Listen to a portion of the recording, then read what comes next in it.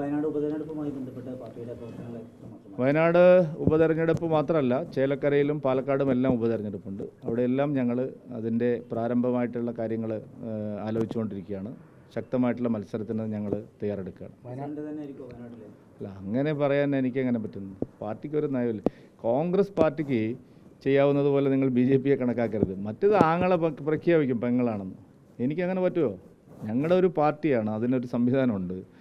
അത് കുടുംബ തീരുമാനമല്ല, ഒരു വ്യക്തിയുടെ തീരുമാനമല്ല. പാർലമെൻ്ററി ബോർഡുണ്ട്, കേരളത്തിൽ നിന്ന് തന്നെ പ്രപ്പോസൽ പോകണം, ധാരാളം നടപടിക്രമങ്ങളുണ്ട്. കോൺഗ്രസ്സിൽ ആർക്കും പ്രഖ്യാപിക്കും. ഖർഗയെ ഇരുത്തിയിട്ട് പിന്നെ രാഹുൽ ഗാന്ധിയെ സഹോദരിയെ അവിടെ മത്സരിപ്പിക്കുമെന്ന് പറഞ്ഞിരിക്കുകയാണ്. രാഹുൽ ഗാന്ധി വയനാട് എൻ്റെ കുടുംബമാണെന്ന് പറഞ്ഞപ്പോൾ നിങ്ങളൊക്കെ വലിയ കാര്യത്തിൽ എഴുതിയല്ലോ. കുടുംബക്കാരെയൊക്കെ കൊണ്ടുവന്ന് ഇവിടെ മത്സരിപ്പിക്കാനാണ് അദ്ദേഹം അത് പറഞ്ഞതെന്ന് ഞങ്ങൾ അന്നേ പറഞ്ഞിരുന്നു. ഇപ്പോൾ എന്താ റെഡിയായില്ലേ? ഈസി വാക്ക് ഓവർ ഒരിക്കലുമില്ല. ഞങ്ങൾ കഴിഞ്ഞ തവണത്തെ വോട്ടിൽ നിന്ന് ഇരട്ടി വോട്ടായിട്ട് വർദ്ധിപ്പിച്ചു. അടുത്ത തെരഞ്ഞെടുപ്പിൽ അതിനേക്കാൾ ഞങ്ങൾ ശക്തമായിട്ട് LDF പറഞ്ഞല്ലോ, ഞങ്ങൾക്ക് മത്സരിക്കാൻ താല്പര്യമില്ല, BJP വോട്ട് കൂട്ടുമെന്നുള്ളത് കൊണ്ട് പേടിച്ചിട്ടാണ് മത്സരിക്കുന്നവർ പറഞ്ഞില്ലേ. പിന്നെ എന്താണ് അവർക്ക് പ്രാധാന്യമുള്ളത്? മത്സരം NDAയും INDയും ആയിരിക്കും. ഇങ്ങനെ ചോദിച്ചാൽ പിന്നെ പേര് തന്നെ അങ്ങ് പറഞ്ഞാൽ പോരെ?